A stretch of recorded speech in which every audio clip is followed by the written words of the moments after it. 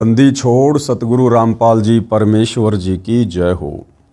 सत्साई भाई और बहनों, बहुत बड़ी दया, बहुत बड़ी मेहर पूज्य गुरुदेव भगवान की, परमेश्वर रामपाल जी की, जिनके शुभ आशीर्वाद से, विशेष आशीर्वाद से पुस्तक मानवता का गिरता हास तथा विकास, इसके ऊपर वीडियो बनाने की श्रृंखला जारी है। भाई और बहनों, ये पुस्तक मानवता का गिरता हास तथा विकास सन 2014 बरवाला कांड से पहले लिखी गई थी। इस पुस्तक के ऊपर राष्ट्रीय समाज सेवा समिति का ठप्पा लगा हुआ है। ये पुस्तक चाहे राष्ट्रीय समाज सेवा समिति वालों ने लिखी हो, चाहे परम पूज्य सतगुरु रामपाल जी ने लिखी हो, आप और हमने पूज्य गुरुदेव भगवान के द्वारा दिए गए तत्व ज्ञान आधार से केवल निष्कर्ष निकालना है। आज इस पुस्तक के ऊपर हमारा तीसरे नंबर का वीडियो है। वीडियो शुरू करने से पहले पूज्य गुरुदेव भगवान का जयकारा लगाएंगे, उनका आशीर्वाद प्राप्त करेंगे। बंदी छोड़ सतगुरु रामपाल जी परमेश्वर जी की जय हो।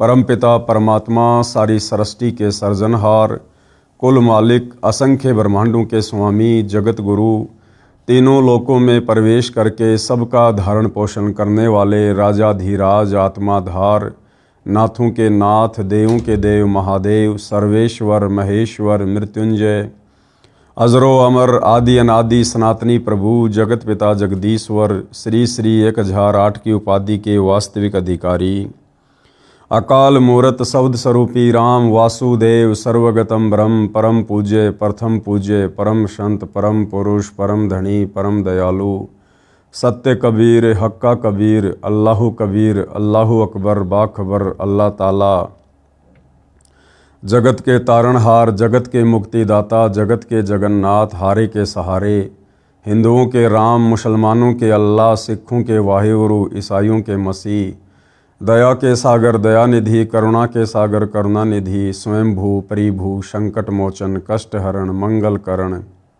दुख भंजन, अविगत कबीर, निर्विकार निर्विषम परमात्मा, अलय अलेख सतगुरु, आदि अनादि सतगुरु, असली मर्यादा पुरुषोत्तम, असली राम, असली कृष्ण, असली घनश्याम, असली मुरारी, राजाओं के राजा, महाराजाओं के महाराजा, शहंशाहों के शहंशाह, सम्राटों के सम्राट, भगवानों के भगवान, अल्लाहों के अल्लाह, प्रभुओं के प्रभु, मसीहाओं के मसीह, सच्चे वाहिगुरु, बाबाओं के बाबा, पीरों के पीर, सेठों के सेठ, जगत सेठ, सावड़सा सेठ, सर्वगुण संपन्न, अनंत कोटि कलाओं के स्वामी, अनंत कोटि ब्रह्मांडों के नायक, योगियों में महायोगी, ध्यानियों में महाध्यानी, सिद्धों में परम सिद्ध, ज्ञानियों में तत्व ज्ञानी, ब्रह्म ज्ञानी, महाज्ञानी, परम ज्ञानी, सर्वश्रेष्ठ ज्ञानी, विज्ञानी, युवा कबीर, समर्थ कबीर, असमवात, अमित ओजा, सच्चे रहनुमा, करीम अल्लाह, सुभान अल्लाह, दुनिया के अंतिम पैगंबर, 8 सितंबर 1951 से गांव धनाना, जिला सोनीपत, हरियाणा, भारतवर्ष की पावन भूमि पे प्रकट रियल कल की भगवान श्री नारायण साकार हरि, श्री बाबा साहेब, नूर अनंत परमात्मा, सच्चे दरवेश, सच्चे बाखबर, संत श्रोमणी सतगुरु रामपाल जी परमेश्वर जी के चरण कमल में साध संगति से जुड़े हुए देश विदेश से आप और हम सभी सत्सेवक भाई बहनों का अनंत कोटि दंडवत प्रणाम। सत्साई भाई और बहनों, अब हम इस पुस्तक के ऊपर आगे बढ़ते हैं। राष्ट्रीय समाज सेवा समिति वालों ने, जो राष्ट्रीय समाज सेवा समिति सन 2010 में काल प्रेरणा से संत रामपाल जी परमेश्वर जी की आज्ञा के विरुद्ध बरवाला कांड जैसी घटना को जन्म देने के लिए सतलोक आश्रम बरवाला में सतगुरु रामपाल जी परमेश्वर जी के भाई के द्वारा, उनके नालायक बच्चों के द्वारा बनाई गई थी। जिस राष्ट्रीय समाज सेवा समिति में सैकड़ों की संख्या में सतलोक आश्रम से जुड़े हुए लोग शामिल थे, और आगे चलकर उसी राष्ट्रीय सेवा समिति ने अपनी मनमानी करते हुए जजों के खिलाफ 3 पुस्तकें लिखकर उनको बंटवाकर जजों को भड़काया और बरवाला कांड जैसी घटना को जन्म दिलवाया। तो आगे क्या कुछ लिखा जा रहा है, आप और हमने केवल निष्कर्ष निकालना है। नाम कौन से राम का जपना है। गीता जी के अध्याय 15 का श्लोक नंबर 16, द्वो इमो पुरुषों लोके क्षर च अक्षर एवं च क्षर सर्वाणी भूतानि कूटस्थ अक्षर उच्चते। अनुवाद, इस संसार में दो प्रकार के भगवान हैं, नाशवान और अविनाशी। कौन से संसार में?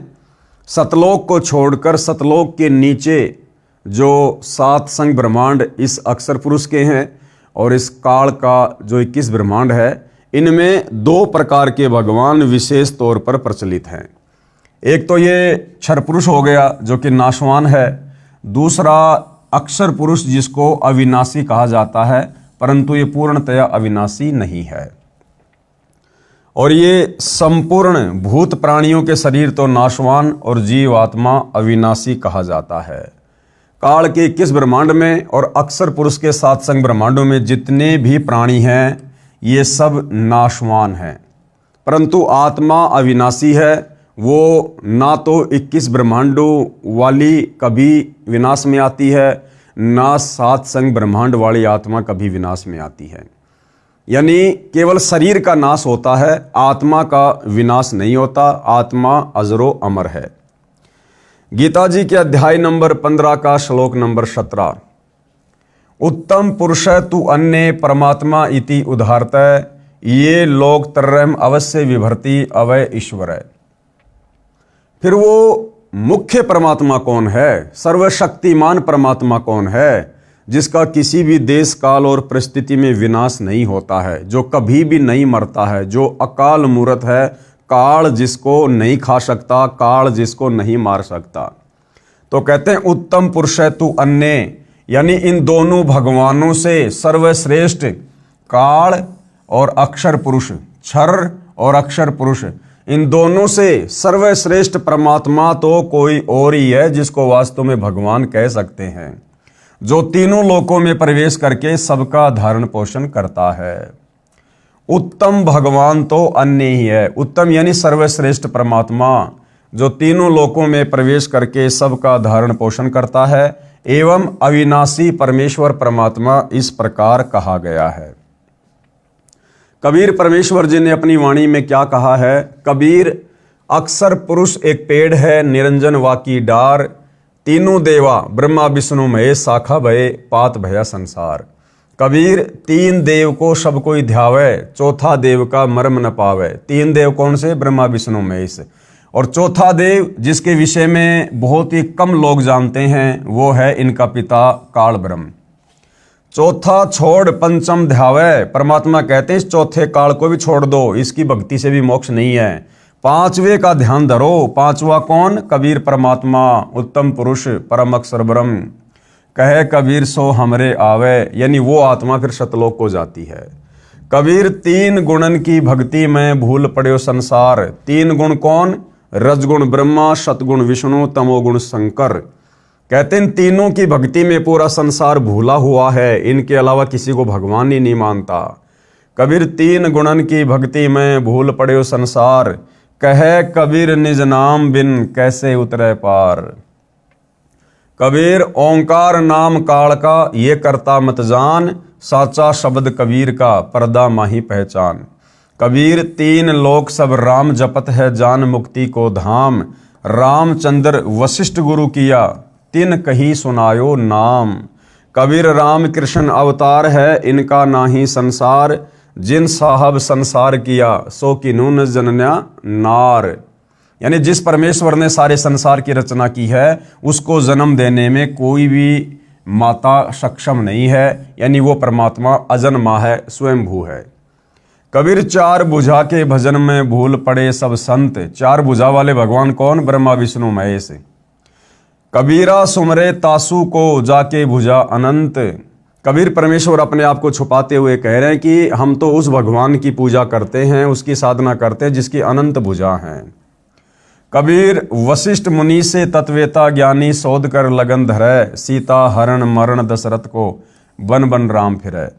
कबीर, समुद्र पाट लंका गए, सीता को भरतार, ताही अगस्त मुनि पी गयो, इनमें कौन करतार। कबीर, गोवर्धन श्री कृष्ण जी उठाया, द्रोगणागिरी हनुमंत, शेष नाग सब सृष्टि उठाई, इनमें कौन भगवंत। गरीब दुर्वासा कोपे तहाँ, समझ न आई नीच, 56 कोटि यादव कटे, मची रुधिर की कीच। गरीब काटे बंधन विपत में कठिन किया संग्राम, चीनो रे नर प्राणियों गरुड़ बड़ो के राम। कबीर कहे चित चेत हूँ शब्द करो निर्वार, श्री रामचंद्र को करता कहते हैं भूल पड़ो संसार। कबीर जिन राम कृष्ण निरंजन किया, सो तो करता न्यार, अंधा ज्ञान न बूझ ही कहे कबीर विचार। कबीर तीन गुणन ब्रह्मा विष्णु महेश की भक्ति में भूल पड़ो संसार, कहे कबीर निज नाम बिना कैसे उतरो पार। आगे सतगुरु रामपाल जी परमेश्वर जी के द्वारा एक शब्द बनाया गया है, युद्ध जीत कर पांडव खुशी हुए अपार, इंद्रप्रस्थ की गद्दी पर युधिष्ठिर की सरकार। यानी महाभारत के युद्ध में विजय प्राप्त करने के बाद में पांडवों की खुशी का कोई ठिकाना नहीं रहा और उनके सबसे बड़े भाई युधिष्ठिर को हस्तिनापुर की यानी दिल्ली की राजगद्दी पर बैठा दिया गया। एक दिन अर्जुन पूछता सुन कृष्ण भगवान, एक दिन श्री कृष्ण जी से अर्जुन जी ने पूछा, एक बार फिर सुना दियो वो निर्मल गीता ज्ञान, कि हे भगवान आपने महाभारत के युद्ध में जो गीता जी का ज्ञान सुनाया था, आप मुझे एक बार फिर से वो ज्ञान सुना दीजिए। घमासान युद्ध के कारण भूल पड़ी है मोहे, यानी उस समय युद्ध में जो घमासान मचा हुआ था, जो हाहाकार मचा हुआ था, मैं आपके उस निर्मल ज्ञान को भूल चुका हूं, ढंग से नहीं सुन पाया। और ज्यों का त्यों कहना भगवन तनिक न अंतर होए। श्री कृष्ण जी से अर्जुन ने कहा कि जैसा आपने गीता जी के समय मुझे ज्ञान सुनाया था वैसा का वैसा ही सुनाना। ऋषि मुनि और देवता सबको रहे तुम खाए, इनको भी नहीं छोड़ा आपने रहे तुम्हारा ही गुण गाए। अर्जुन कह रहा कि मैंने महाभारत में जब आपका विराट रूप देखा तो मैं देख रहा हूं कि जो लोग आपकी पूजा कर रहे हैं, ऋषि महात्मा मुनि संतजन, आप तो उनको भी खा रहे थे। जो आप ही की पूजा कर रहे थे, आप ही का गुणगान कर रहे थे, आपने तो उनको भी नहीं छोड़ा। कृष्ण बोले अर्जुन से ये गलती क्यों कीन, ऐसे निर्मल ज्ञान को भूल गया बुद्धिहीन। अब श्री कृष्ण जी अर्जुन को दोष दे रहे हैं कि तूने महाभारत के समय उस ज्ञान को याद क्यों नहीं रखा, तू बड़ा बुद्धिहीन है, तू बड़ा श्रद्धाहीन है। क्योंकि भाई और बहनों, अर्जुन समझ रहा था कि महाभारत में श्री कृष्ण जी ही मुझे उपदेश दे रहे हैं, परंतु उस समय श्री कृष्ण जी का केवल शरीर था। उस शरीर में काल प्रेत वश प्रवेश करके सारा का सारा ज्ञान बोल रहा था। तो ना तो वो ज्ञान अच्छे से अर्जुन को ध्यान में रहा, और अब श्री कृष्ण जी कह रहे हैं कि मुझे भी ध्यान नहीं है भाई, मुझे भी भूल पड़ गई है, अब मुझे भी कुछ याद नहीं, भूल पड़ी निदान, ज्यों का त्यों उस गीता का मैं नहीं कर सकता गुणगान। क्योंकि वो ज्ञान श्री कृष्ण जी ने बोला ही नहीं था, इसलिए गुणगान कैसे कर सकता है। स्वयं श्री कृष्ण जी को याद नहीं और अर्जुन को धमकावे, बुद्धि काल के हाथ है चाहे त्रिलोकी नाथ कहावे। ज्ञानहीन प्रचार का ज्ञान कथे दिन रात, जो सर्वे को खाने वाला कहे उसी की बात। सब कहें भगवान कृपालु है कृपया करे दयाल, जिसकी सब पूजा करे वह स्वयं कहे मैं काल। मारे खावे सबको वह कैसा कृपाल, कुत्ते गधे सुअर बनावे है फिर भी दीन दयाल। बाइबल वेद कुरान है जैसे चांद प्रकाश, सूरज ज्ञान कबीर का करे तिमर का नाश। रामपाल साची कहे करो विवेक विचार, सत नाम व सार नाम यही मंत्र है सार। कबीर हमारा राम है वो है दीन दयाल, संकट मोचन कष्ट हरण गुण गावे रामपाल। शब्द संत रामपाल जी महाराज द्वारा रचित। ब्रह्मा विष्णु शिव है तीन लोक प्रधान, अष्टंगी इनकी माता है और पिता काल भगवान। 1 लाख को काल नित खावे सीना ताण, ब्रह्मा बनावे विष्णु पाले शिव कर दे कल्याण। अर्जुन डर के पूछता ये कौन रूप भगवान, कहे निरंजन मैं काल हूँ सबको आया खान। ब्रह्म नाम इसी का है वेद करें गुणगान, जन्म मरण 84 ये इसका संविधान। 4 राम की भक्ति में लग रहा संसार, 5वें राम का ज्ञान नहीं जो पार उतारन हार। ब्रह्मा विष्णु शिव तीनों गुण हैं, दूसरा प्रकृति का जाल, लाख जीव नित भक्षण करे राम तीसरा काल। अक्षर पुरुष है राम चौथा, जैसे चंद्रमा जान, पांचवा राम कबीर है, जैसे उदय हुआ भान। राम देवानंद गुरुजी कर गए नजर निहाल, सतनाम का दिया खजाना बरते रामपाल। अपने आप को छुपाते हुए पूज्य गुरुदेव भगवान एक सुयोग्य शिष्य की भूमिका निभाते हुए अपने मुंह बोले गुरुदेव को महिमा दे रहे हैं। नाम दीक्षा लेने वाले व्यक्तियों के लिए आवश्यक जानकारी। अब सतगुरु रामपाल जी परमेश्वर जी से उपदेश लेने से पहले आप लोगों ने किन किन मर्यादाओं का विशेष तौर पर पालन करना होता है। जिन मर्यादाओं का पालन ना करने के कारण या इनमें से कोई भी मर्यादा भंग होने के कारण नाम से प्राप्त होने वाला लाभ साधक को नहीं मिलेगा। इसीलिए गुरुदेव भगवान बार बार अपने सत्संगों में जिक्र करते हैं, हमें समझाते हैं कि बच्चों, नाम दीक्षा लेने से पहले इस ज्ञान की गहराई में जाओ। जल्दबाजी बिल्कुल भी मत करो। ये परमात्मा तुम्हारे ही लिए आया है, तुम्हारे से पहले नहीं जाने वाला।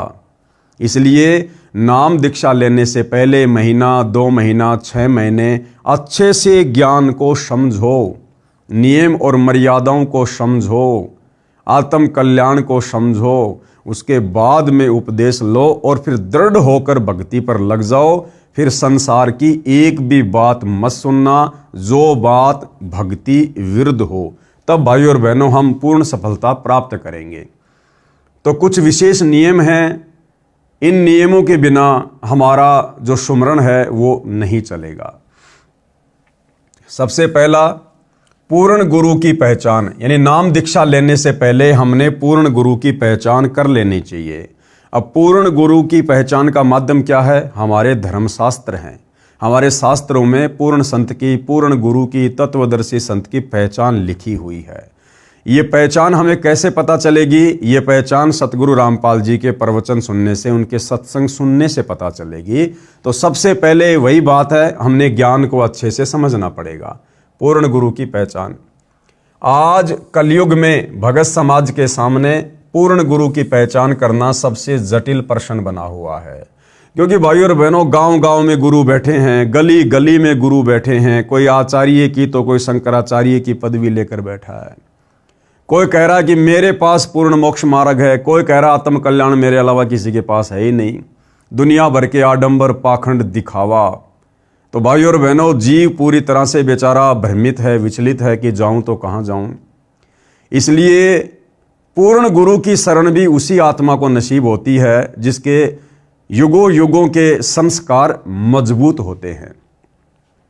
लेकिन इसका बहुत ही लघु और साधारण सा उत्तर है कि जो गुरु शास्त्रों के अनुसार भक्ति करता है और अपने भक्तों को अर्थात शिष्यों द्वारा करवाता है, वही पूर्ण संत है। क्या पहचान है पूर्ण संत की? जो गुरु शास्त्रों के अनुसार भक्ति प्रदान करता है और शास्त्रों के अनुसार ही भक्ति अपने शिष्यों से करवाता है, यानी मनमुखी आचरण ना करता हो, उसकी भक्ति का आधार शास्त्र हो। जो भी धर्म, कर्म, धार्मिक अनुष्ठान है वो शास्त्रों के अनुसार हों। कौन भगवान है, किसको इष्ट मानकर भक्ति करनी चाहिए, उसका शास्त्रों में प्रमाण हो। यदि ऐसा कोई गुरु है तो समझ लेना वो पूर्ण संत है, पूर्ण गुरु है। और अपने अनुयायियों अर्थात शिष्यों द्वारा करवाता है, वही पूर्ण संत है। चूंकि भक्ति मार्ग का संविधान धार्मिक शास्त्र जैसे कबीर साहिब की वाणी, नानक साहिब की वाणी, संत गरीबदास जी महाराज की वाणी, संत धर्मदास जी साहिब की वाणी, वेद, गीता, पुराण, कुरान, पवित्र बाइबल आदि हैं। जो भी संत शास्त्रों के अनुसार भक्ति साधना बताता है और भगत समाज को मार्गदर्शन करता है तो वह पूर्ण संत है। और भाइयों और बहनों, हम देख सकते हैं वर्तमान में इस पृथ्वी पर सतगुरु रामपाल जी के अलावा किसी भी धर्म में कोई भी धर्मगुरु, आचार्य, शंकराचार्य ऐसा नहीं है जो शास्त्रों के अनुसार भक्ति करता हो और अपने भक्तों से करवाता हो। केवल सतगुरु रामपाल जी हैं जिन्होंने न केवल हिंदू धर्म के ग्रंथ बल्कि सर्व धर्म ग्रंथों को दिखाया, पढ़ाया, समझाया और उनमें परमेश्वर को निकाल के बताया कि सच्चा परमात्मा कौन है, बाइबल में कहाँ प्रमाण है, कुरान में कहाँ प्रमाण है, गुरु ग्रंथ साहिब में कहाँ प्रमाण है, चारों वेदों में और गीता जी में कहाँ कहाँ परमेश्वर के विषय में प्रमाण है। अन्यथा वह भगत समाज का घोर दुश्मन है, जो शास्त्रों के विरुद्ध साधना करवा रहा है, इस अनमोल मानव जन्म के साथ खिलवाड़ कर रहा है। ऐसे गुरु या संत को भगवान के दरबार में घोर नरक में उल्टा लटकाया जाता है। तो देख लो भाई और बहनों, वर्तमान में इस पूरी पृथ्वी पर सतगुरु रामपाल जी के अलावा जितने भी भक्ति मार्ग में मार्गदर्शक बने हुए हैं, गुरु पद पर विराजमान हैं किसी भी धर्म में, वो सारे के सारे नकली हैं, काल के द्वारा भ्रमित हैं, और मृत्यु उपरांत उनको और उनके शिष्यों को दोनों को नरक में उल्टा लटकाकर घोर पीड़ाएं दी जाएंगी। उदाहरण के तौर पर जैसे कोई अध्यापक सिलेबस यानी पाठ्यक्रम से बाहर की शिक्षा देता है तो वह उन विद्यार्थियों का दुश्मन है। गुरु के लक्षण क्या हैं? परमेश्वर कबीर जी ने कबीर सागर के अध्याय जीव धर्म बोध पेज नंबर 1960 2024 पर गुरु के लक्षण बताए हैं। चौपाई क्या लक्षण हैं सच्चे गुरु के? गुरु के लक्षण 4 बखाना, यानी 4 प्रकार के लक्षण यदि दिखाई दें तो समझ लेना वो पूर्ण संत है, पूर्ण गुरु है। सबसे पहले प्रथम वेद शास्त्र का ज्ञाना, यानी उसे संपूर्ण शास्त्रों का ज्ञान होगा। विश्व के जितने भी धर्म हैं उन धर्मों के सभी शास्त्रों का उसे पूर्ण ज्ञान होगा। दूसरा हरि भक्ति मन कर्म वाणी, दूसरा वो परमात्मा की भक्ति मन कर्म वचन से करेगा और अपने शिष्यों से भी करवाएगा। ये नहीं कि खाली उपदेश ही देगा, भक्ति नहीं करेगा, वो खुद भी शास्त्रों के अनुसार भक्ति करेगा और अपने अनुयायियों से भी भक्ति करवाएगा। तीसरा समदृष्टि कर जानी, वो पूर्ण गुरु जो होगा वो समदृष्टि होगा। वो छोटे बड़े में, अमीर गरीब में, ऊंच नीच में वो किसी प्रकार का कोई भेदभाव नहीं करेगा, अपने सभी शिष्यों के साथ में समान बर्ताव करेगा, एक जैसा व्यवहार करेगा। चौथा वेद विधि सब कर्मा, और उसकी भक्ति का जो आधार होगा, जो धार्मिक अनुष्ठान होंगे, जो पूजा पाठ होगी, वो वेद शास्त्रों के अनुसार होगी, अपनी तरफ से वो नहीं बताएगा। तो ये 4 प्रकार के लक्षण पूर्ण गुरु के शास्त्रों में बताए गए हैं। यह 4 गुरु गुण जानो मर्मा। भावार्थ, जो गुरु अर्थात परमात्मा कबीर जी का कृपा पात्र दास गुरु पद को प्राप्त होगा, उसमें 4 गुण मुख्य होंगे। अब देखो भाई और बहनों, यहां पर सतगुरु रामपाल जी अपने आप को छुपाते हुए आप और हम तक ये ज्ञान पहुंचा रहे हैं। छुपा कैसे रहे स्वयं को? ये स्वयं ही कबीर परमेश्वर होते हुए अपने आप को कबीर जी का कृपा पात्र संत बता रहे हैं। भाई और बहनों, आप परम तुच्छ बुद्धि के नादान प्राणी हैं। हम लोग सत्य को बड़ी देर से स्वीकार करते हैं। हमारी तुच्छ बुद्धि को देखते हुए सतगुरु रामपाल जी ने स्वयं कबीर होते हुए भी अपने आप को कबीर जी का दास बताकर ही ज्ञान प्रचार किया है। अन्यथा आप और हमारे मन में ना जाने कितने प्रकार के विक्षेप पैदा हो जाएं कि भाई ये भगवान कैसे हो गया, ये कबीर कैसे हो गया, कबीर जी तो 650 साल पहले आए थे, संत रामपाल जी तो अभी अभी इन्होंने जन्म लिया है, फला है, दिखना है। हमारे अंदर 100 प्रकार के विक्षेप गुरुदेव के प्रति उत्पन्न हो जाएंगे, और यदि गुरु के प्रति मन में कोई विक्षेप आ गया उपदेश लेने के बाद, तो उस भगत की भक्ति फिर सफल नहीं होती। तो परमेश्वर जी ने अपने आप को छुपाते हुए और अधिकतर एक गुरु की भूमिका करते हुए आप और हम तक ये ज्ञान पहुंचाया है। लेकिन अब आप और हमने समझना होगा कि ये स्वयं साक्षात पूर्ण ब्रह्म परमेश्वर हैं। प्रथम वेद शास्त्र का ज्ञाना, वह संत वेदों तथा शास्त्रों का ज्ञाता होगा, वह सर्व धर्मों के शास्त्रों को ठीक ठीक जान लेगा। एक छोटा सा सत्संग है भाई और बहनों सतगुरु रामपाल जी परमेश्वर जी का, जिन्होंने स्वयं कहा है कि पुण्यात्माओं, इस दास का जन्म तो हिंदू धर्म में हुआ है। हालांकि परमेश्वर प्रकट होते हैं, ये स्वयंभू हैं, लेकिन अपने आप को छुपाते हुए कहते हैं। और गुरुदेव भगवान कहते हैं कि आप ये ना सोचना कि इस दास को केवल हिंदू धर्म के शास्त्रों का ही ज्ञान है। विश्व में जितने भी धर्म हैं, सभी धर्मों के धर्म ग्रंथों का ज्ञान इस दास को है। अर्थात गुरुदेव अपने विषय में कह रहे हैं। छोटा सा सत्संग, क्योंकि गीता का समझना कोई बालकों का खेल नहीं, परमात्मा बुद्धि दे अपने कृपा पात्र पे, तभी ये अनमोल ग्रंथ समझ में आते हैं। और टीचर उसी को कहते जो हमारे सिलेबस को ठीक से जाने। वो टीचर कहां, जब सिलेबस का ज्ञान नहीं अटपट सुना रहा है तो टीचर नहीं है। तो जितने भी आज तक धर्मगुरु किसी भी धर्म के हैं, उनको अपने सिलेबस का ज्ञान वर्तमान वालों को नहीं है। इस दास रामपाल दास के अतिरिक्त विश्व में नहीं है। ये कद्दे समझ माजी उतारा।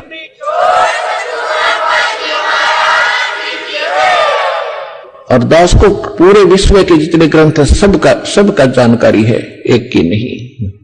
क्योंकि हमारा जन्म तो हिंदू धर्म में हुआ, केवल हिंदू धर्म के शब्द ग्रंथ नहीं, पूरे विश्व के जितने भी धर्म ग्रंथ हैं सबकी जानकारी दास को दी है कबीर भगवान ने, उस परमात्मा। इस बात को भाइयों और बहनों और अच्छे से समझने के लिए हम आदरणीय गरीबदास जी के सदग्रंथ साहिब का उदाहरण भी ले सकते हैं। आदरणीय गरीबदास जी ने 24,000 वाणियों से युक्त सूक्ष्म वेद की रचना की, जिसको सदग्रंथ साहिब कहते हैं, अमर ग्रंथ कहते हैं। और आदरणीय गरीबदास जी के सदग्रंथ साहिब में विश्व की सभी भाषाओं के शब्दों का समावेश है। यानी विश्व में जितने भी देश हैं और उनमें जो भाषाएं बोली जाती हैं, सभी भाषाओं का समावेश आदरणीय गरीबदास जी के सदग्रंथ साहिब में है। और भाइयों और बहनों, वर्तमान में उस सदग्रंथ साहिब का अनुवाद कौन कर रहा है, खोलकर उसके ऊपर व्याख्या कौन कर रहा है, सदग्रंथ साहिब का खुलासा विश्व में पहली बार किसने किया? सतगुरु रामपाल जी ने किया, जिसमें विश्व के सभी देशों की भाषाओं का समावेश है। तो भाइयों और बहनों, ये कौन कर सकता है? स्वयं परमेश्वर ही कर सकते हैं। जिन्होंने वो सदग्रंथ साहिब लिखा है, वही महापुरुष उसका खुलासा कर सकता है। तो आदरणीय गरीबदास जी के रूप में भी स्वयं कबीर परमात्मा ही थे, और आज उस सदग्रंथ साहिब का जो महापुरुष खुलासा कर रहा है, वह महापुरुष भी स्वयं साक्षात कबीर भगवान ही है, जो हमारे पूज्य गुरुदेव जी के नाम से धरती पर प्रकट हैं। तो इससे हमारा संशय समाप्त हो जाना चाहिए।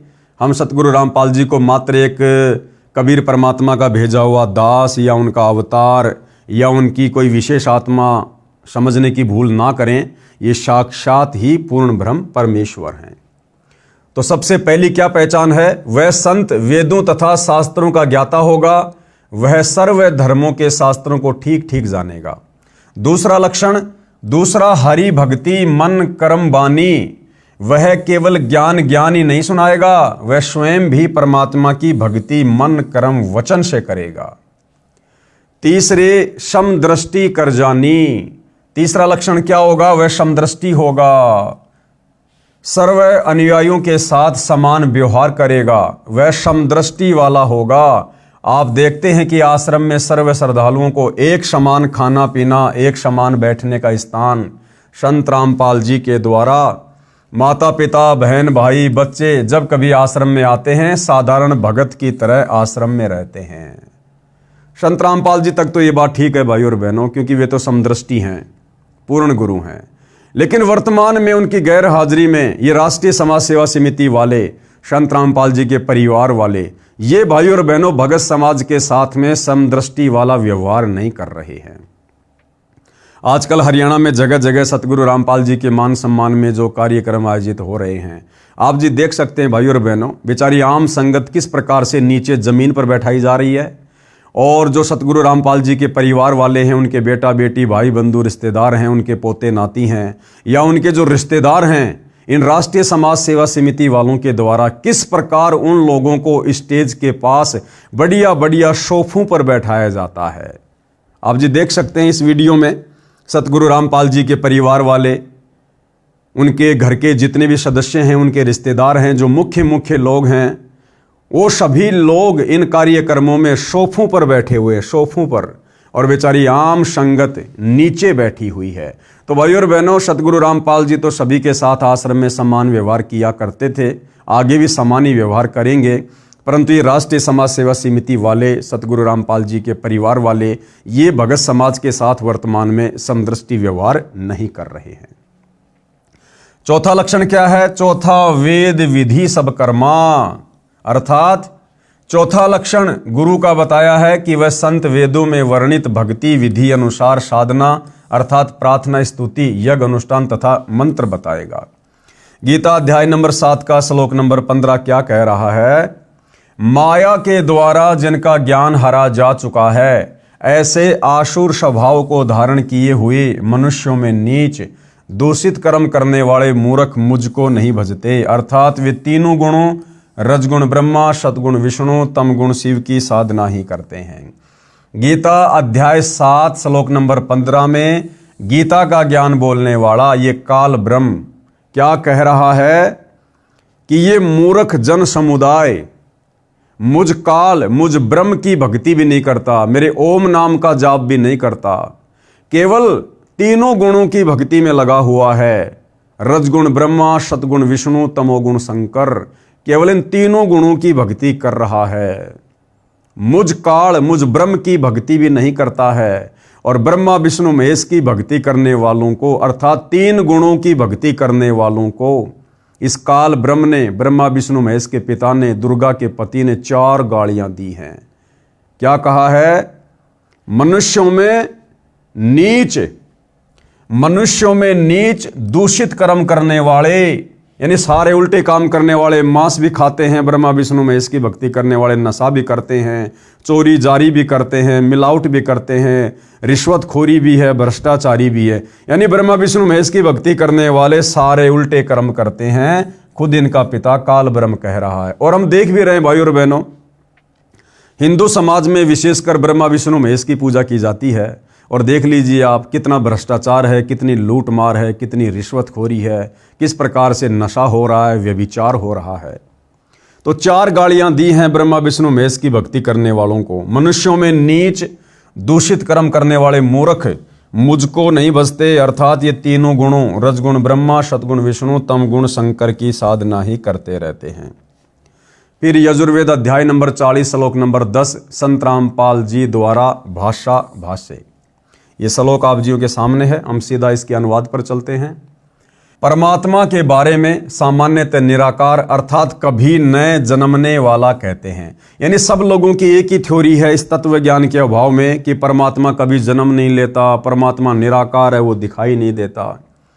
दूसरे आकार में अर्थात जन्म लेकर अवतार रूप में आने वाला कहते हैं। कुछ लोग कह देते हैं कि भाई वो भगवान ब्रह्मा विष्णु महेश के रूप में या फिर राम कृष्ण के रूप में अवतार लेकर आ जाता है, साकार रूप में आ जाता है। जो टिकाऊ अर्थात पूर्ण ज्ञानी अच्छी प्रकार सुनाते हैं उसको इस प्रकार सही तौर पर वही समरूप अर्थात यथार्थ रूप में भिन्न भिन्न रूप से प्रत्यक्ष ज्ञान कराते हैं। यानी तत्वदर्शी संत ही बताएगा कि वास्तव में परमात्मा की स्थिति क्या है, वो आकार में है या निराकार है या कैसा है। गीता अध्याय 4 श्लोक नंबर 34 श्लोक आप जियों के सामने है। अनुवाद: उसको समझ उस पूर्ण परमात्मा के ज्ञान व समाधान को जानने वाले संतों को भली भांति दंडवत प्रणाम करने से, उनकी सेवा करने से और कपट छोड़कर सरलता पूर्वक प्रश्न करने से वे परमात्म तत्व को भली भांति जानने वाले ज्ञानी महात्मा तुझे उस तत्व ज्ञान का उपदेश करेंगे। अब वो परमात्मा कौन है, कैसा है, कहाँ रहता है, कैसे मिलता है, कैसे उसके लोक में जाया जा सकता है, इन तमाम प्रकार की बातों की जानकारी गीता अध्याय 4 श्लोक नंबर 34 में गीता ज्ञान देने वाला काल ब्रह्म कह रहा कि अर्जुन, उस तत्वदर्शी संत की खोज कर, परमात्म तत्व को जानने वाले उस तत्वदर्शी संत को भली भांति दंडवत प्रणाम कर, उसको प्रसन्न कर। वो तत्वदर्शी महात्मा तुझे तत्व ज्ञान का उपदेश करेंगे, परमात्मा के बारे में बताएंगे। मुझे भी उस परमात्मा के बारे में नहीं पता। तो भाई और बहनों, आज वर्तमान में आप और हमारा सौभाग्य कि आप और हमें समय रहते उस तत्वदर्शी संत की शरण प्राप्त हो गई। आज हमें भक्ति मार्ग का उन्होंने दाना दाना गिना दिया है। नंबर 2, दूसरा क्या नियम है भक्ति सफल करने के लिए? सबसे पहला नियम हमने जाना कि सबसे पहले भक्ति की शुरुआत करने से पहले हमने पूर्ण गुरु की पहचान करनी पड़ती है। जब तक हमें गुरु की पहचान नहीं होगी, हमें गुरु पर ही विश्वास नहीं होगा, तो भला भक्ति क्या हम खाक करेंगे। तो सबसे पहले पूर्ण संत की पहचान, पूर्ण गुरु की पहचान, और ये पहचान होने के बाद में फिर भक्ति को सफल करने के लिए दूसरा नियम क्या है? नशीली वस्तुओं का सेवन निषेध। यानी किसी भी प्रकार का नशा फिर भगत ने, साधक ने नहीं करना। हुक्का, शराब, बियर, तमाकू, बीड़ी, सिगरेट, हुला, सूंघना, गुटखा, मांस, अंडा, सुल्फा, अफीम, गांजा और अन्य नशीली चीजों का सेवन तो दूर रहा, किसी को नशीली वस्तु लाकर भी नहीं देनी है।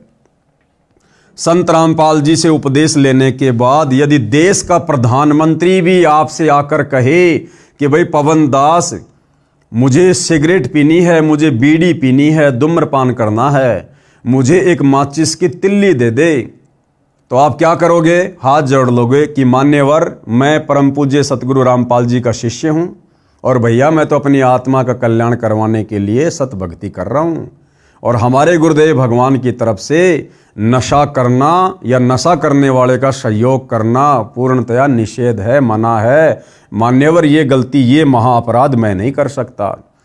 अब देश का प्रधानमंत्री कहे कि भाई पवन दास, मैं तुझे अपनी प्रधानमंत्री की गद्दी दे दूंगा, बस तू मुझे एक माचिस की तिल्ली दे दे, मुझे सिगरेट पीनी है, तो हाथ जोड़ के ये कहना कि मान्यवर, प्रधानमंत्री की गद्दी तो बहुत छोटी है, यदि हमें कोई सारे संसार की भी गद्दी दे दे, पूरी पृथ्वी का राज्य दे दे, या फिर देवताओं के राजा इंद्र का राज्य दे दे, या ब्रह्मा विष्णु महेश की पदवी पे बैठा दे, या 21 ब्रह्मांड का कोई राज्य दे दे, तो भी मान्यवर हम ऐसा महाअपराध अब नहीं करने वाले तत्व ज्ञान होने के बाद।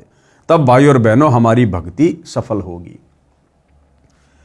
बंदी छोड़ गरीबदास जी महाराज इन सभी नशीली वस्तुओं को बहुत बुरा बताते हुए अपनी वाणी में कहते हैं कि सुरापान मदमाशाहारी, गमन करे भोगे पर नारी, 70 जन्म कटत हैं सीसम, साक्षी साहिब है जगदीशम।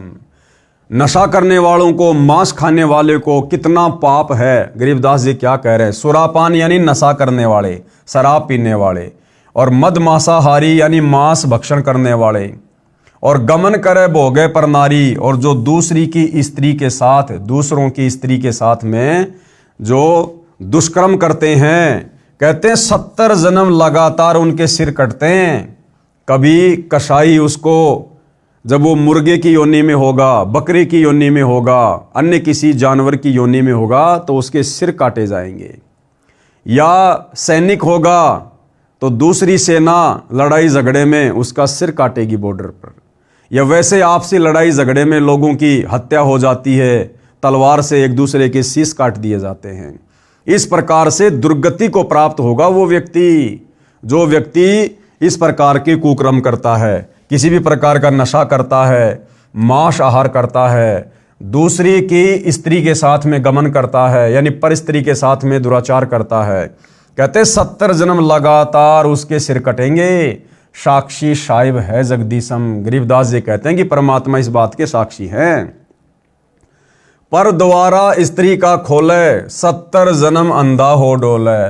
पर द्वारा यानी दूसरों की बहन बेटी के साथ, स्त्री के साथ में जो गलत कर्म करता है, भले ही दोनों की सहमति से वो कार्य हो रहा है, और यदि सामाजिक दृष्टि से वो सही नहीं है, जैसे इस काललोक में पति पत्नी के संबंधों को मान्यता समाज ने दी हुई है।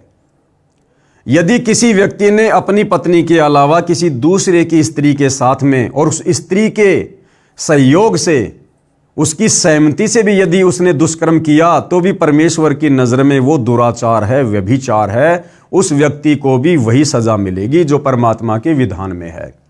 तो कहते पर द्वारा स्त्री का खोले, यानी दूसरों की स्त्री के साथ में, बहन बेटी के साथ में जो व्यक्ति दुष्कर्म करता है, शारीरिक संबंध बनाता है, 70 जन्म अंधा हो डोले।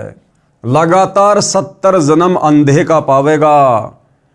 इंसान बनकर या अन्य योनियों में गधा कुत्ता सूअर बनकर लगातार 70 जन्म अंधे के प्राप्त करेगा।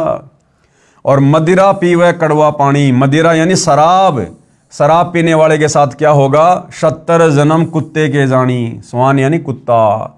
शराब पीने वाले व्यक्ति के लगातार 70 जन्म कुत्ते के होंगे। गरीब हुक्का हरदम पीवते, लाल मिलावे धूर। क्या कह रहे हैं गरीबदास जी कि जो व्यक्ति हमेशा तंबाकू सेवन करते हैं, नशा करते हैं, हुक्का पीते हैं, क्योंकि जिस समय गरीबदास जी ये वाणियाँ लिखवा रहे थे उस समय केवल हुक्का ही था, ये बीड़ी सिगरेट वगैरह नहीं हुआ करती थी। वर्तमान में बीड़ी सिगरेट आ गई। तो तंबाकू का मतलब होता है जितने भी प्रकार के नशे हैं जो तंबाकू से संबंधित हैं, बीड़ी हो, सिगरेट हो, ये सब हुक्के के अंतर्गत आते हैं। तो कहते हैं जो व्यक्ति हमेशा नशा करता है, बीड़ी तंबाकू सिगरेट पीता है, वो लाल मिलावे धूर, यानी ये जो मनुष्य शरीर है एक लाल है, बहुत कीमती है, इसको मिट्टी में मिला रहा है और इसमें संशय है नहीं जन्म पिछले सूर।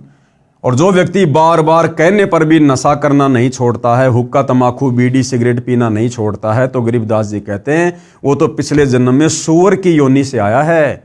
क्योंकि सूअर की क्या आदत होती है, हमेशा गंदगी में नाक रगड़ना।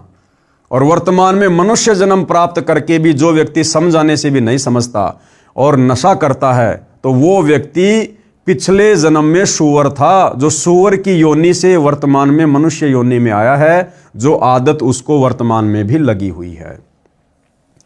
गरीब 100 नारी जारी करे सुरापान शोबार, एक चिलम हुक्का भरे डूबे काली धार। 100 नारी जारी यानी एक औरत के साथ संबंध बनाने से कितना पाप है, 70 जन्म लगातार उसके सिर कटेंगे। और यदि 100 स्त्रियों के साथ में लगातार दुष्कर्म करे तो कितना दोष है उसको। ऐसे ही एक व्यक्ति जो नशा करता है उसको कितना नुकसान है, और जो व्यक्ति 100 बार शराब पी ले उसको कितना नुकसान होगा। कहते हैं इतना नुकसान एक बार किसी को हुक्का भरने वाले को है, किसी को बीड़ी पीने में, तंबाकू पीने में, हुक्का पीने में, सिगरेट पीने में सहयोग करने वाले को इतना दोष लगता है। अब सोचो भाई और बहनों, तंबाकू बीड़ी सिगरेट पीने वाले का क्या हसर होगा। जब भरने वाले को, सहयोग करने वाले को इतना दोष बताया है, तो हुक्का शराब पीने वाले को कितना नुकसान होगा, उसका तो बेड़ा गर्क बताया परमात्मा ने। गरीब सूर गऊ को खात है भक्ति बिहूने राड, भांग तंबाकू खा गए सो चाबत हैं हाड़। गरीब भांग तंबाकू पीव ही सुरापान से हेत, गोश्त मिट्टी खाए कर जंगली बने प्रेत। गरीब पान तंबाकू चाव ही नास नाक में देत, सो तो ईराने गए ज्यों भड़बूजे का रेत। गरीब भांग तंबाकू पीव ही गोश्त गला कबाब, मोर मृग को भकत हैं देंगे कहाँ जवाब। तीसरा नियम क्या बताया है भक्ति को सफल करने के लिए, तीर्थ स्थानों पर जाना निषेध है। भाई और बहनों, आप जियों ने पुस्तक हिंदू साहिबान नहीं समझे गीता वेद पुराण, आप जियों ने तीर्थों के विषय में, धामों के विषय में अच्छे से जान लिया होगा, पहचान लिया होगा कि इन तीर्थों की स्थापना कैसे हुई थी और इन तीर्थ स्थानों पर जाने से हमें लाभ है या फिर हानि है। तो सतगुरु रामपाल जी से उपदेश लेने के बाद भगत ने तीर्थों पर परमात्मा प्राप्ति के लिए या फिर लाभ प्राप्ति के लिए बिल्कुल भी नहीं जाना होता है। किसी प्रकार का कोई व्रत नहीं रखना, कोई तीर्थ यात्रा नहीं करनी, न कोई गंगा स्नान आदि करना, न किसी अन्य धार्मिक स्थल पर नहाने या दर्शनों के लिए जाना है। किसी मंदिर व इष्ट धाम में पूजा व भक्ति के भाव से नहीं जाना कि इस मंदिर में भगवान है। भगवान कोई पशु तो है नहीं कि उसको पुजारी जी ने मंदिर में बांध रखा है, भगवान तो कण कण में व्यापक है। ये सभी साधनाएं शास्त्रों के विरुद्ध है। जरा विचार करके देखो कि ये सभी तीर्थ स्थल जैसे जगन्नाथ का मंदिर, बद्रीनाथ, हरिद्वार, मक्का मदीना, अमरनाथ, वैष्णो देवी, वृंदावन, मथुरा, बरसाना, अयोध्या, राम मंदिर, काशी धाम, छुड़ानी धाम आदि मंदिर, मस्जिद, गुरुद्वारा, चर्च व इष्ट धाम आदि आदि ऐसे स्थल हैं जहाँ पर कोई धर्म ग्रंथ रखा है, उसको पढ़ा जाता है। जैसे गुरुद्वारे, मस्जिद, चर्च, जहाँ पर कोई संत रहा करते थे, वे वहाँ पर अपनी भक्ति साधना करके अपना भक्ति रूपी धन जोड़ करके शरीर छोड़कर अपने इष्ट देव के लोक में चले गए। उसके बाद उनकी याद को ताज़ा तथा प्रमाणित रखने के लिए वहाँ पर मंदिर, धर्मशाला आदि बनवा दी, ताकि उनकी याद बनी रहे और हमारे जैसे तुच्छ प्राणियों को प्रमाण मिलता रहे कि हमें ऐसे ही कर्म करने चाहिए जैसे कि इन महान आत्माओं ने किए। ये सभी धार्मिक स्थल हम सभी को यही संदेशा देते हैं कि जैसे भक्ति साधना इन नामी संतों ने की है, ऐसी ही आप करो। इसके लिए आप इसी तरीके से साधना करने वाले व बताने वाले संतों को तलाश करो और फिर जैसा वे कहें वैसा ही करो। लेकिन बाद में इन स्थानों की पूजा प्रारंभ हो गई, जो कि बिल्कुल व्यर्थ है और शास्त्रों के विरुद्ध है।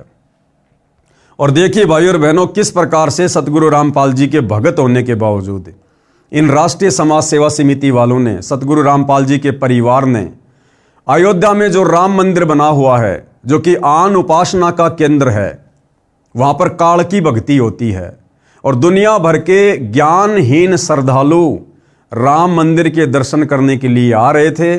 और उस समय इन राष्ट्रीय समाज सेवा समिति वालों ने, सतगुरु रामपाल जी के बेटा बेटी, भाई बंधु, रिश्तेदारों ने, इनको सर्व ज्ञान होते हुए भी इन लोगों ने काल प्रेरणा से उन काल पुजारियों के लिए जो राम मंदिर के दर्शन करने आ रहे थे, इन राष्ट्रीय समाज सेवा समिति वालों ने अयोध्या में 1 महीने का भंडारा लगा दिया। यानी सीधे सीधे इन लोगों ने आन उपासना में सहयोग किया। वहां पर आन उपासना में सहयोग, क्योंकि वहां पर लोग क्यों आ रहे थे, श्रद्धालु क्यों आ रहे थे? राम मंदिर के दर्शन करने के लिए, श्री रामचंद्र जी की पूजा करने के लिए, जो कि काल की पूजा है, आन उपासना है। और शतलोक आश्रम वालों ने वहां पर 1 महीने का भंडारा लगा दिया कि भैया तुम लोग अच्छे से राम जी के दर्शन करो, आन उपासना करो और खाने पीने की चिंता बिल्कुल भी मत करना। हम बुद्धिहीन, ज्ञानहीन राष्ट्रीय समाज सेवा समिति वाले, संत रामपाल जी के परिवार वाले अभी जिंदा हैं, तुम्हें कोई दिक्कत नहीं आने देंगे। कहने का मतलब है भाई और बहनों, जब तक हम पूज्य गुरुदेव भगवान के द्वारा बताए गए इन नियमों पर खरे नहीं उतरेंगे, आप और हम कभी भी अपनी भक्ति सफल नहीं कर सकते। ये सभी स्थान तो एक ऐसे स्थान की भांति हैं जहां पर किसी हलवाई ने भट्टी बनाकर जलेबी, लड्डू आदि बनाकर स्वयं खाकर और अपने सगे साथियों को खिलाकर चले गए। उसके बाद उस स्थान पर न तो वह हलवाई है और ना ही मिठाई है, फिर तो वहाँ केवल भट्टी ही है। वह न तो हमारे कोई मिठाई बनाना सिखा सकती है और ना ही हमारा पेट भर सकती है। अब कोई कहे कि आओ भैया, आपको वह भट्टी दिखाकर लाऊंगा जहाँ पर एक हलवाई ने मिठाई बनाई थी, चलो चलते हैं। वहाँ जाकर उस भट्टी को देख लिया और 7 चक्कर भी काट आए। क्या आपको मिठाई मिली? क्या आपको मिठाई बनाने की विधि बताने वाला हलवाई मिला? इसके लिए आपने वैसा ही हलवाई खोजना होगा जो सबसे पहले आपको मिठाई खिलाए और बनाने की विधि भी बताए, फिर जैसे वे कहें केवल वही करना, अन्य नहीं। ठीक इसी प्रकार गुरुदेव भगवान हमें समझाना चाहते कि नादानों, हमने इन तीर्थों पर जाने से वर्तमान में कोई फायदा नहीं है। हमने वर्तमान में उस पूर्ण गुरु की, तत्वदर्शी संत की खोज करनी चाहिए जो वास्तव में हमें परमात्मा से मिलाने वाली भक्ति बताए। और उसके बाद उपदेश लेने के बाद केवल भगत ने उतना ही करना है, वैसा ही करना है जितना गुरु हमें आज्ञा दे, इससे ज्यादा नहीं। ठीक इसी प्रकार तीर्थ स्थानों की पूजा न करके वैसे ही संतों की तलाश करो जो शास्त्रों के अनुसार पूर्ण परमात्मा कबीर साहब की भक्ति करते हुए बताते हों। फिर जैसे वे कहें केवल वही करना, अपनी मनमानी नहीं करना। लेकिन वर्तमान में ये राष्ट्रीय समाज सेवा समिति वाले भाई और बहनों पूर्णतया अपनी ही मनमानी कर रहे हैं। सतगुरु के एक भी वचन पर ये लोग नहीं चल रहे हैं। यथार्थ ज्ञान स्वयं परमेश्वरी बताते हैं। यथार्थ ज्ञान यानी भक्ति मार्ग का सत्य ज्ञान कौन बताते हैं? यथार्थ ज्ञान स्वयं परमेश्वरी बताते हैं। तो आज इस पृथ्वी पर यथार्थ ज्ञान कौन बता रहे हैं? सतगुरु रामपाल जी। तो सतगुरु रामपाल जी कौन हुए? पूर्ण परमेश्वर, स्वयं कबीर देव। वे स्वयं अमर लोक से चलकर आते हैं। और जब परमेश्वर कबीर जी सतगुरु रूप में धरती पर अमर लोक से चलकर आते हैं तो किसी माँ के गर्भ से जन्म लेकर नहीं आते। वे स्वयंभू हैं, स्वयं प्रकट होते हैं। आप और हम चरम दृष्टि से देख नहीं पाते हैं। इसका प्रमाण है ऋग्वेद मंडल 9 सूक्त 86 मंत्र 26-27, ऋग्वेद मंडल 9 सूक्त 82 मंत्र 1-2-3 में, ऋग्वेद मंडल 9 सूक्त 96 मंत्र 16 से 20 और अनेक स्थानों पर वेद में प्रमाण है कि परमात्मा ऊपर के लोक में रहता है, वहां से गति करके अर्थात चल कर आता है। सत्य लोक वाले शरीर के समान दूसरा तेज पुंज का शरीर धारण करके आम व्यक्ति की तरह जीवन जीकर कुछ दिन संसार में रहकर अपनी शब्द साखियों के माध्यम से सत्य ज्ञान को वर्णन करके पूर्ण परमात्मा के छुपे हुए वास्तविक सत्य ज्ञान तथा भक्ति को जागृत करते हैं। गीता अध्याय नंबर 16 का श्लोक नंबर 23 क्या कह रहा है भाई और बहनों?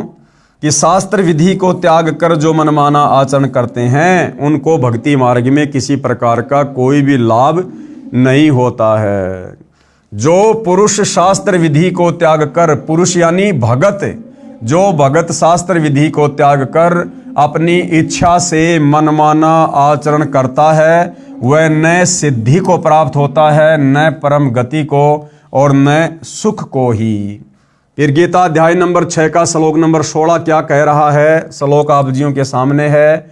हे अर्जुन, यह योग यानी भक्ति, अर्थात ये भक्ति न तो बहुत खाने वाले की और न बिल्कुल न खाने वाले की, न एकांत स्थान पर आसन लगाकर साधना करने वाले का, तथा न बहुत सोने वाले के स्वभाव वाले का और न सदा जागने वाले की सिद्ध होती है। कहने का मतलब है यदि हमने भक्ति सफल करनी है तो हमने संयम में रहकर भक्ति करनी पड़ेगी। इतना ज़्यादा भोजन भी नहीं खाना है कि अंगड़ाई टूटती रहे, निंद्रा आती रहे और हम भजन कर ही ना सकें, और इतना कम भी नहीं खाना है कि पेट में चूहे कूदते रहें, बार बार भोजन की याद आती रहे। हमने संयमित होकर भक्ति करनी है, ना ज़्यादा जागना है ना ज़्यादा सोना है। गुरुदेव कहते पूजे देवी धाम को शीस हलावे जो, गरीब दास साची कहें हद काफिर है वो। कबीर गंगा काठे घर करे पीवे निर्मल नीर, मुक्ति नहीं हरिनाम बिन सतगुरु कहें कबीर। कबीर तीर्थ कर कर जगमुआ उड़े पानी नहाय, राम ही नाम ना जप्या काल घसीटे जाए। गरीब पीतल ही का थाल है पीतल ही का लोटा, जड़ मूर्त को पूजते आवेगा टोटा। गरीब पीतल चमचा पूजिए जो थाल परोसै, जड़ मूर्त किस काम की मत रहो भरोसै। कबीर पर्वत पर्वत में फिरया कारण अपने राम, राम सरीखे जन मिले जिन सारे सब काम। चौथा नियम क्या है भाइयों और बहनों? पितर पूजा निषेध। सतगुरु रामपाल जी से उपदेश लेने के बाद में हमने पितर पूजा, समाधि पूजा बिल्कुल भी नहीं करनी है। पितर पूजा निषेध, किसी प्रकार की पितर पूजा, श्राद्ध निकालना आदि कुछ नहीं करना है। भगवान श्री कृष्ण जी ने भी इन पितरों की व भूतों की पूजा करने से साफ साफ मना किया है। गीता जी के अध्याय नंबर 9 के श्लोक नंबर 25 में कहा है कि, ये यहाँ पर श्लोक लिखा हुआ है, आप जी पढ़ सकते हैं, अनुवाद किया है, देवताओं को पूजने वाले देवताओं को प्राप्त होते हैं, पितरों को पूजने वाले पितरों को प्राप्त होते हैं। यानी जो जैसी पूजा भक्ति करेगा उसी के लोक में जाएगा, उन्हीं को प्राप्त होगा। और भूतों को पूजने वाले भूतों को प्राप्त होते हैं, और मता अनुसार पूजन करने वाले भगत मुझे ही लाभान्वित होते हैं। बंदी छोड़ गरीबदास जी महाराज और कबीर साहिब जी कहते हैं, गरीब भूत रमेशो भूत है, देव रमेशो देव, राम रमेशो राम है, सुनो सकल सुरभेव। और इन सतलोक आश्रम वालों ने, राष्ट्रीय समाज सेवा समिति वालों ने, संत रामपाल जी के बेटा बेटी भाई बंधु रिश्तेदारों ने, जिस समय रोहतक के पैरावर में परशुराम की जयंती थी, सतलोक आश्रम धनाना से 700 हरियाणा रोडवेज की बसों में लगभग 40 से 50 हजार भक्तों को बैठाकर परशुराम की जयंती में छोड़ दिया गया। अब भैया परशुराम जी वर्तमान में कौन है, क्या है, कहाँ है, ये तो परमात्मा का विधान बताएगा। परशुराम जी को शत भक्ति थोड़ा ना किया करते थे, काल साधना किया करते थे। मरने के बाद वो पितर बने, वो पितर लोक में चले गए। सीधा सीधा गुरुदेव भगवान ने कबीर सागर से दिखा दिया, और कबीर सागर के सरलार्थ में अपने कर कमल से लिख दिया कि परशुराम वर्तमान में पितरलोक में है, पितरलोक में। और ये नादान संगत परशुराम की जयंती में जाकर क्या कर रही है? परशुराम जी की जयंती में जाना, उस धाम पर जाना ही पितर पूजा में आ जाता है। तो ये कहाँ जाएंगे ये नादान भगत, जिन्होंने इतनी बड़ी गलती इन राष्ट्रीय समाज सेवा समिति वालों के चक्कर में आकर कर डाली है। इसलिए उस पूर्ण परमात्मा परमेश्वर की भक्ति करो जिससे पूर्ण मुक्ति होवे। वह परमात्मा पूर्ण ब्रह्म सत्य पुरुष सत्य कबीर है। इसी का प्रमाण गीता जी के अध्याय नंबर 18 के श्लोक नंबर 46 में है। ये श्लोक आप जियों के सामने है। सीधे हम अनुवाद पर चलते हैं। जिस परमेश्वर से संपूर्ण प्राणियों की उत्पत्ति हुई है, संपूर्ण प्राणी कौन? सतलोक में जितनी भी आत्माएं हैं, अलख लोक में, अगम लोक में जितनी भी आत्माएं हैं, और फिर अक्षर पुरुष के सातसंग ब्रह्मांड में जितनी भी आत्माएं हैं, काल के 21 ब्रह्मांड में आप और हम जितनी भी आत्माएं हैं, ये सारी की सारी आत्माएं उसी परम अक्षर ब्रह्म पूर्ण ब्रह्म सत्य कबीर ने उत्पन्न की अपनी वचन शक्ति से। जिस परमेश्वर से संपूर्ण प्राणियों की उत्पत्ति हुई है और जिससे यह समस्त जगत व्याप्त है और जिससे पूरी सृष्टि चलायमान है, उस परमेश्वर की अपने स्वाभाविक कर्मों द्वारा पूजा करके, स्वाभाविक कर्म कौन से?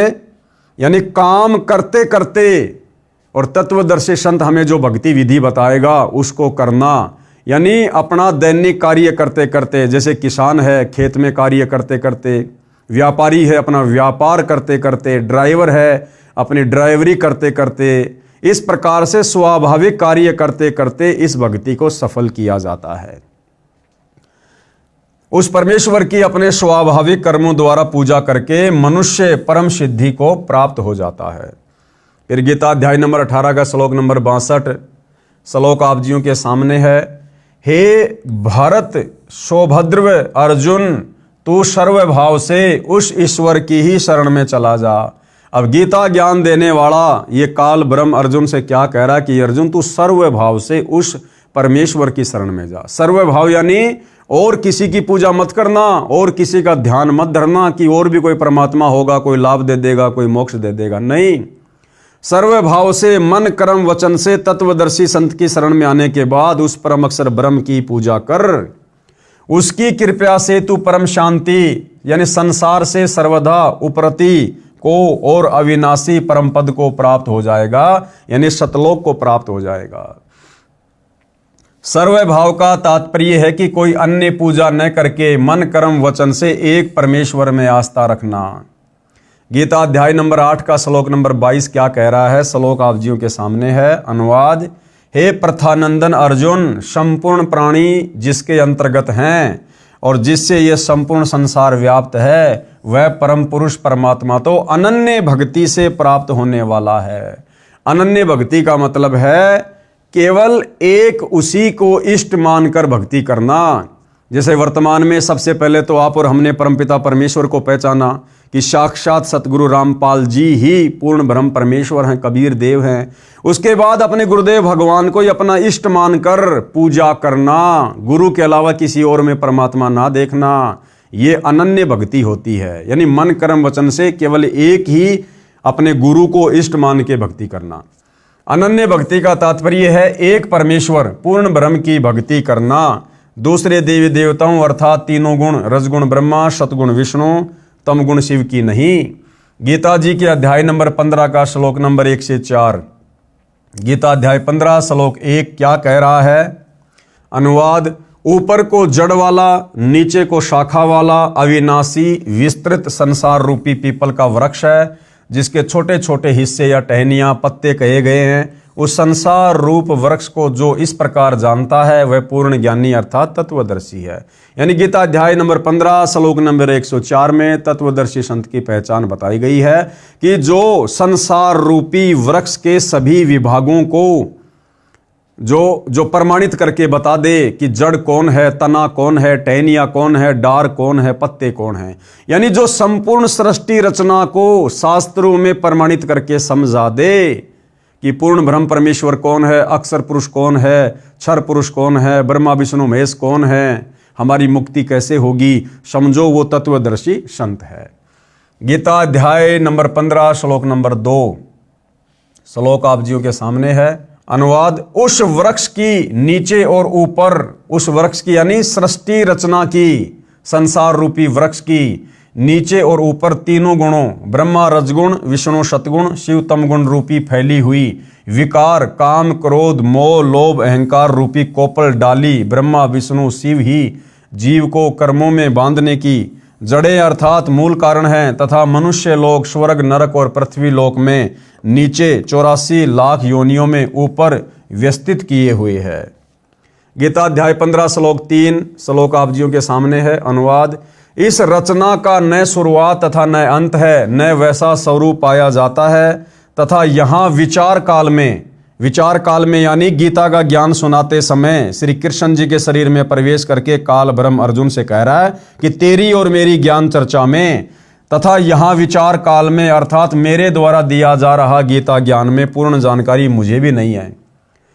क्या कह रहा है ये काल ब्रह्म कि अर्जुन, सृष्टि रचना की पूरी जानकारी मुझे भी नहीं है, क्योंकि भाइयों और बहनों इस काल को 21 ब्रह्मांड देकर शतलोक से बाहर निकालने के बाद परमात्मा ने अक्षर पुरुष को 7 संग ब्रह्मांड देकर शतलोक से बाहर निकाल दिया था।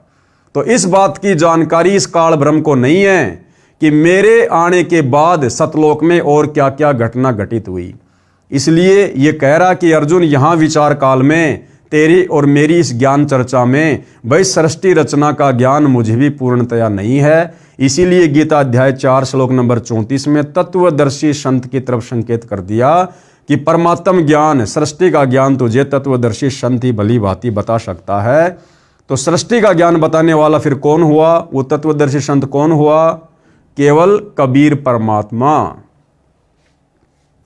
क्योंकि सर्व ब्रह्मांडों की रचना की अच्छी तरह स्थिति का मुझे भी ज्ञान नहीं है, क्योंकि इसको अक्षर पुरुष के सात्संग ब्रह्मांडों की स्थिति का ज्ञान नहीं है। इस अच्छी तरह स्थायी स्थिति वाला मजबूत स्वरूप वाले निर्लेप तत्व ज्ञान रूपी दृढ़ शस्त्र से अर्थात निर्मल तत्व ज्ञान के द्वारा काटकर अर्थात निरंजन की भक्ति को क्षणिक जानकर, गीता अध्याय नंबर 15 श्लोक नंबर 4 श्लोक आप जियों के सामने है, अनुवाद। उसके बाद उस परम पद परमात्मा की खोज करनी चाहिए, यानी तत्वदर्शी संत की खोज होने के बाद उसके बाद उस परम पद परमात्मा की खोज करनी चाहिए, जिसको प्राप्त हुए मनुष्य फिर लौटकर संसार में नहीं आते। यानी सतलोक जाने के बाद फिर ये साधक लौटकर संसार में यानी काल के किस ब्रह्मांड में जन्म मरण में वापस नहीं आते, और जिससे अनादिकाल से चली आने वाली यह सृष्टि विस्तार को प्राप्त हुई है। उस आदि पुरुष परमात्मा की मैं शरण में हूं। ये गीता ज्ञान देने वाला काल ब्रह्म क्या कह रहा है कि अर्जुन, मैं भी उसी कबीर भगवान परम अक्षर पुरुष की शरण में हूं, मेरा भी पूज्य इष्ट देव वही है। इस प्रकार स्वयं भगवान श्री कृष्ण ने इंद्र जो देवी देवताओं का राजा है उसकी पूजा भी छुड़वाकर उस परमात्मा की भक्ति करने के लिए ही प्रेरणा दी थी, जिस कारण उन्होंने गोवर्धन पर्वत को उठाकर इंद्र के कोप से ब्रजवासियों की रक्षा की।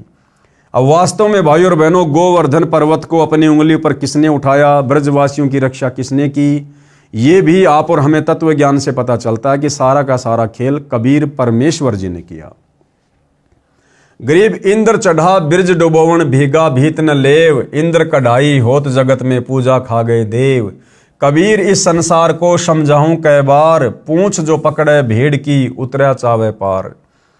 पांचवा नियम क्या है भाई और बहनों? सतगुरु रामपाल जी से उपदेश लेने के बाद जो हमने निभाना होता है, गुरु आज्ञा का पालन। गुरुदेव जी की आज्ञा के बिना घर में किसी भी प्रकार का धार्मिक अनुष्ठान नहीं करवाना, यानी कोई भी पूजा पाठ किसी और से या कोई भंडारा वंडारा नहीं करवाना। जैसे बंदी छोड़ अपनी वाणी में कहते हैं कि गुरु बिन यज्ञ हवन जो करही, मिथ्या जाय कभू न फल ही। कबीर गुरु बिन माला फेरते, गुरु बिन देते दान, गुरु बिन दोनों निष्फल है, चाहे पूछो वेद पुराण। अब भाई और बहनों, इन सतलोक आश्रमों में जाने वाले भगत भाई बहनों को विचार करना चाहिए इस नियम नंबर 5 के अनुसार कि गुरु आज्ञा का पालन। गुरु की आज्ञा के बिना घर में किसी भी प्रकार का धार्मिक अनुष्ठान नहीं करवाना। घर हो या बाहर हो, भगत ने किसी भी प्रकार का धार्मिक अनुष्ठान, कोई हवन यज्ञ, कोई पाठ प्रकाश अपने गुरुदेव की आज्ञा के बिना नहीं करवाना चाहिए। जबकि वर्तमान में इन सभी सतलोक आश्रमों में जितने भी भगत भाई बहन ज्योति करवा रहे हैं, पाठ प्रकाश करवा रहे हैं, क्या आप भाई बहनों ने हिसार जेल में जाकर सतगुरु रामपाल जी से आज्ञा ली है कि गुरुजी क्या मैं इन सतलोक आश्रमों में पाठ प्रकाश के पैसे जमा करवा सकता हूं? क्या मैं ज्योति हवन करवा सकता हूं? कोई भी वर्तमान में अपने गुरुजी से आज्ञा नहीं ले रहा है। अरे 2014 बरवाला कांड के बाद भाई हमारी परीक्षा चल रही है। नियम नंबर 5 के अनुसार संगत वर्तमान में इन सतलोक आश्रमों में गुरु की गैर हाजिरी में और हिसार जेल में जाकर गुरुजी से आज्ञा लिए बिना जो पाठ प्रकाश करवा रही है, दान धर्म कर रही है, ज्योति का पैसा जमा करवा रही है, अपने गुरुजी की मर्यादाओं को तोड़ रही है। नंबर 6 क्या है? माता मसाणी पूजा निषेध। आपने खेत में बनी मंडी या किसी खेड़े आदि की या किसी अन्य देवता की समाधि नहीं पूजनी। समाध चाहे किसी की भी हो, बिल्कुल नहीं पूजनी। भैया फिर अयोध्या में क्यों गए भंडारा कराने? राष्ट्रीय समाज सेवा समिति वाले संत रामपाल जी के बेटे, उनका भाई अयोध्या में श्री राम मंदिर के निमित्त काल पुजारियों के लिए 1 महीने का भंडारा क्यों किया? ये समाधि पूजा में आता है, मंडी पूजा में आता है। परशुराम की जयंती में सतलोक आश्रम धनाना से लगभग 50,000 भक्तों को क्यों ले जाकर बैठा दिया गया? परशुराम की जयंती का मतलब है समाधि पूजना, मंडी पूजना। तो भाई और बहनों, संगत की वर्तमान में सतलोक आश्रम वालों के द्वारा बुरी तरह से मर्यादा तोड़वाई जा रही है। अन्य कोई उपासना नहीं करनी है। यहां तक कि तीनों गुणों ब्रह्मा विष्णु शिव की मनमाने मंत्रों से पूजा नहीं करनी है। गुरुजी इन देवताओं की यथार्थ शास्त्र अनुकूल साधना करवाते हैं, केवल गुरुजी के बताए अनुसार ही करना है। यानी जो प्रथम मंत्र हमें गुरुदेव भगवान देते हैं उनमें ब्रह्मा विष्णु महेश के यथार्थ मंत्र हैं, केवल हमने उसी विधि से भक्ति करनी है।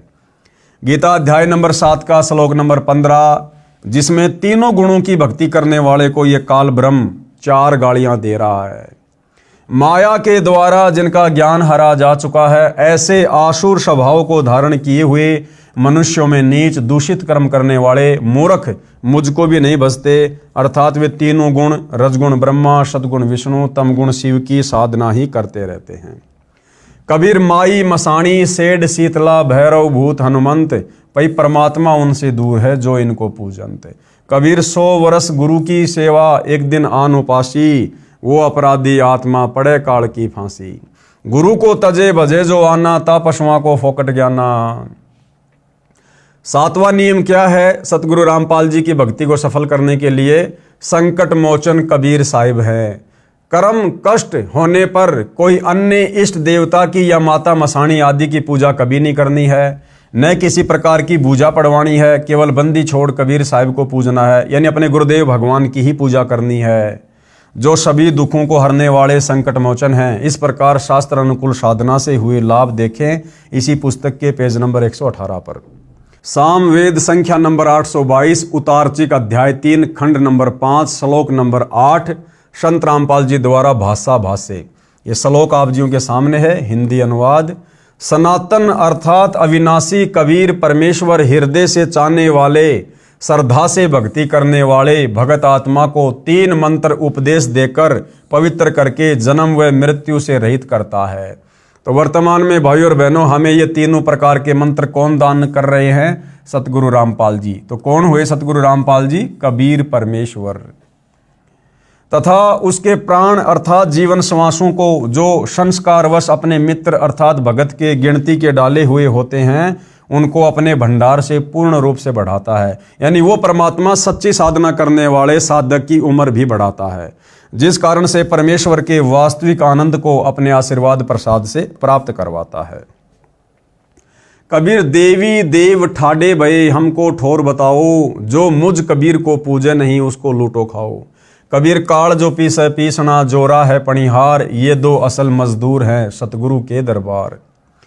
आगे नियम नंबर 8, यानी सतगुरु रामपाल जी की भक्ति यदि आपने सफल करनी है तो 8 नंबर नियम को भी भली भांति निभाना पड़ेगा। अनावश्यक दान निषेध, यानी फालतू में हमने कहीं भी जाकर दान धर्म नहीं करना है। भाई और बहनों, एक भी नियम ये सतलोक आश्रम वाले संगत को फॉलो नहीं करने दे रहे। गुरुदेव ने नियम नंबर 8 में क्या बताया? अनावश्यक दान करना बिल्कुल मना है। और वर्तमान में क्या आ रहा है भाई और बहनों? अनावश्यक रूप से जबरदस्ती 15-15 लाख में 10-10 लाख रुपए में लोगों के मकान बनवाए जा रहे हैं राष्ट्रीय समाज सेवा समिति वालों के द्वारा। व्यर्थ में लोगों के घरों पर जा जाकर उनको कई हजारों रुपये का राशन दिया जा रहा है, जबकि गुरुदेव का सख्त आदेश है कि हमने जाकर किसी को भी भोजन नहीं खिलाना, और सूखा राशन तो हमने भूलकर भी नहीं देना। आपके घर पर कोई भिखारी आ जाए तो खाना खिला सकते हैं, जा जाकर नहीं देना। और भिखारी को भी 1 रुपया दान करने के लिए गुरुदेव ने मना किया है, और यहां 15-15 लाख रुपए दान किए जा रहे हैं लोगों के मकान बनाकर। तो भाई और बहनों, टोटल गुरुदेव भगवान के ज्ञान के विरुद्ध वर्तमान में सतलोक आश्रम वाले चल रहे हैं। तो क्या नियम है गुरुदेव का? अनावश्यक दान निषेध। कहीं पर और किसी को दान रूप में कुछ नहीं देना, ना पैसे न बिना सिला हुआ कपड़ा आदि कुछ नहीं देना। यदि कोई दान रूप में कुछ मांगने आए तो उसे खाना खिला दो, चाय दूध लस्सी पानी आदि पिला दो, परंतु देना कुछ भी नहीं है। न जाने वह भिखारी उस पैसे का क्या दुरुपयोग करे। जैसे एक व्यक्ति ने किसी भिखारी को उसकी झूठी कहानी, जिसमें वह बता रहा था कि मेरे बच्चे इलाज बिना तड़प रहे हैं, कुछ पैसे देने की कृपया करें, उसको सुनकर भावनावश होकर 100 रुपये दे दिए। वह भिखारी पहले पाव शराब पीता था, उस दिन उसने आधा बोतल शराब पिया और अपनी पत्नी को पीट डाला। उसकी पत्नी ने बच्चों सहित आत्महत्या कर ली। आप द्वारा किया हुआ वह दान उस परिवार के नाश का कारण बना। यदि आप चाहते हो कि ऐसे दुखी व्यक्ति की मदद करें तो उसके बच्चों को डॉक्टर से दवाई दिलवा दो, पैसा ना दो। अब भाई और बहनों, मान लीजिए ये सतलोक आश्रम वाले अन्नपूर्णा मुहिम के तहत ये लोगों के मकान बनवा रहे हैं, 15 लाख रुपए का मकान बनवा दिया, अगले को सुपुर्द कर दिया। अब भाई और बहनों, वो व्यक्ति भगत तो है नहीं, कल को ना जाने उसके मन में क्या दोष आ जाए, कोई दूसरा व्यक्ति उसको लालच दे दे कि भैया ये मकान तू मेरे को दे दे, देख पास में मेरा एक दूसरा मकान है, मैं तुझे वो मकान भी दे दूंगा, साथ में मैं तुझे 5 लाख रुपए और दे दूंगा। तो भाई उसका तो फ्री में मकान बना है, वो तो दूसरी जगह जाके रह लेगा और 5 लाख रुपए ले लेगा, और उसके बाद वो ना जाने क्या क्या दुरुपयोग करेगा। उनके घरों में जो कई हजारों रुपए का सूखा राशन डाला जा रहा है, क्या गारंटी है वो अपने घर में काम लेगा? वो किसी भी दुकान वाले को औने पौने दाम में बेचकर भी आ जाएगा, शराब पी लेगा, गुटखा बीड़ी पी लेगा, कुछ भी कर सकता है, क्योंकि गुरु का वचन है। भगत कभी भी गुरु से ज्यादा शाना नहीं हो सकता। लेकिन यहां इन राष्ट्रीय समाज सेवा समिति वालों ने अपनी शानपत का प्रयोग किया, अपनी चतुराई का प्रयोग किया, और गुरु के इस वचन नंबर 8 को उन्होंने तोड़ दिया। कबीर गुरु बिन माला फेरते, गुरु बिन देते दान, गुरु बिन दोनों निष्फल है, पूछो वेद पुराण। नंबर 9, नियम नंबर 9, जूठा खाना निषेध।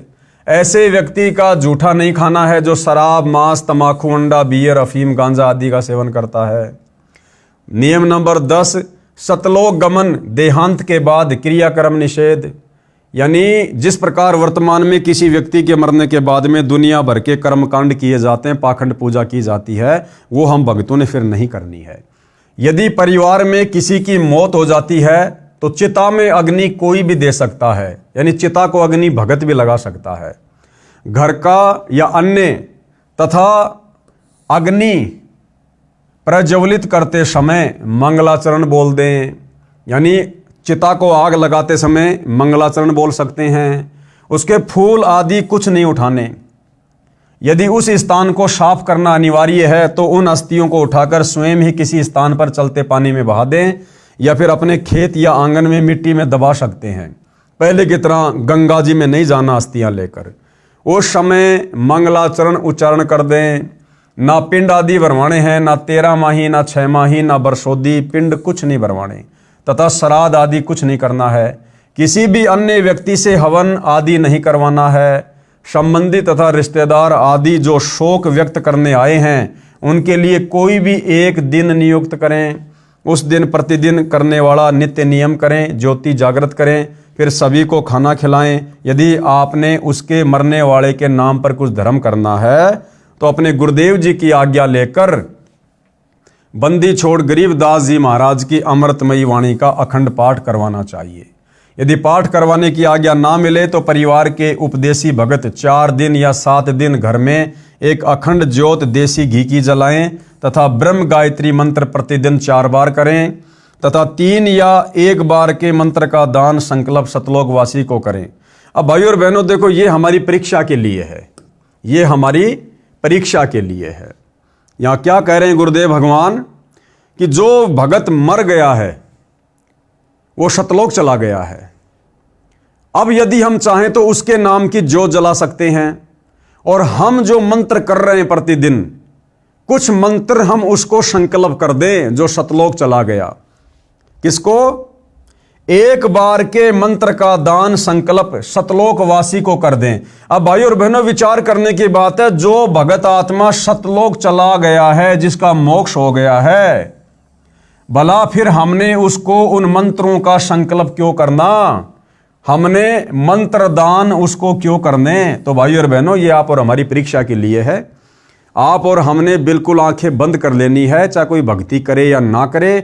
हमने अपनी भक्ति कमाई में से एक अंश भी बर्बाद नहीं होने देना है।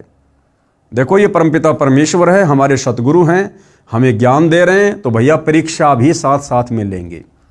तो ये हमारी परीक्षा हो सकती है। अन्यथा जो सतलोक चली गई आत्मा, फिर यहां की भक्ति उसके किस काम की? वो तो अपना भक्ति धन लेके चला गया, अब उसकी भक्ति उसके काम आएगी।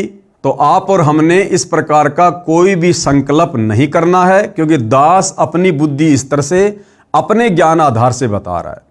बाकी सबको अधिकार है अपनी अपनी बुद्धि का इस्तेमाल करने का, जिसको जैसा समझ में आए वैसा कर सकता है।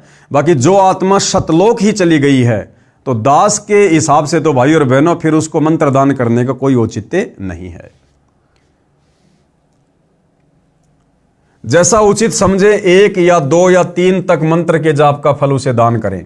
प्रतिदिन की तरह ज्योति व आरती नाम सुमन करते रहना, ये याद रखते हुए कि कबीर साथी हमारे चले गए हम भी चालनहार, कोई कागज में बाकी रह रही ताते लाग रही बार।